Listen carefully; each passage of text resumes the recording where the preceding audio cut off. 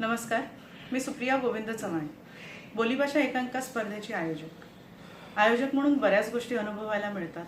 नव्या नव्या गोष्टी समजतात, नव्या गोष्टी आपण जाणवतो, नवीन माणसं जोडली जातात, नवीन अनुभव होतात.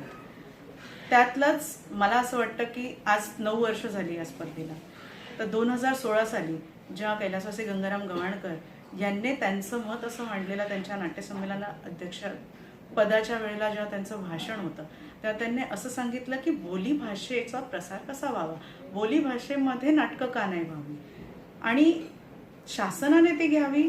पण शासनाने त्याचा काही पाठपुरावा केला नाही आणि गोविंद चव्हाण त्यांचे मानसपुत्र होते, त्यांनी ते मनावर घेतलं आणि त्यांनी लगेच 2016 साली ती स्पर्धा जाहीर केली.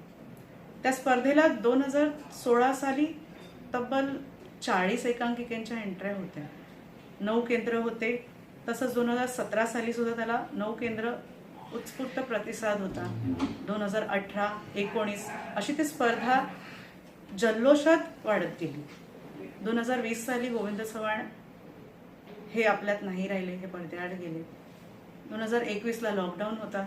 2022 मध्ये सुप्रिया प्रोडक्शनने परत एकदा 5व्या वर्षी बोलीभाषा एकांकिका स्पर्धा आयोजित करण्याचा ठाम निर्णय घेतला. ती स्पर्धा 2022 साली तिकीट विक्रीने हाऊसफुल होणारी महाराष्ट्रातली पहिली एकांकिका स्पर्धा होती. बोलीभाषा लोकांपर्यंत पोचते, लोक त्याचा वावर त्यांना जाणवत आहे की बोलीभाषा जपणं किती महत्त्वाचं आहे. मालवणी, घाटी ह्याच्याही पलीकडे अजून बोली आहेत. 90हून अधिक महाराष्ट्रात मराठीतल्या बोली आहेत आणि त्यातल्याही महाराष्ट्र कर्नाटकमधली वेगळी आणि अजूनही बॉर्डरवरच्या वेगवेगळ्या आहेत ज्यांचा प्रसार अजून झालेलाच नाही आहे, ज्याची नोंदही होत नाही आहे. पण अशी एक स्पर्धा येते जी ह्या बोलींविषयीच बाबतीतच नोंद घेऊन त्यांना एक चांगला प्रतिसाद सुद्धा मिळतो. लोक आवर्जून स्पर्धक म्हणूनच नाही तर प्रेक्षक म्हणून सुद्धा येतात आणि आज एवढी माणसं जोडली गेली. हे 9वं वर्ष. ह्या 9व्या वर्षी गवाणकर काकांची तर आठवण येतेच, बाबांची खूप जास्त आठवण येते.